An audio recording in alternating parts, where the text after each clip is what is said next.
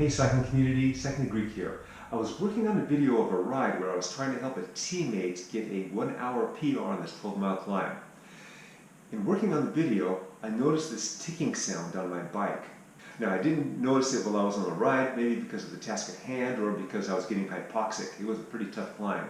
A lot of you know that I live in a rural area, so I wanted to make this video so I can send it over to a mechanic friend of mine that's in town.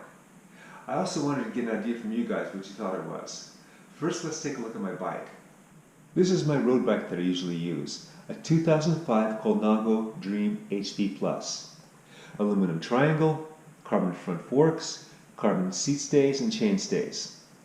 I used to get a tick on this bike a long time ago that I associated with another front wheel, so I changed it to this old zip that I had, and that tick went away.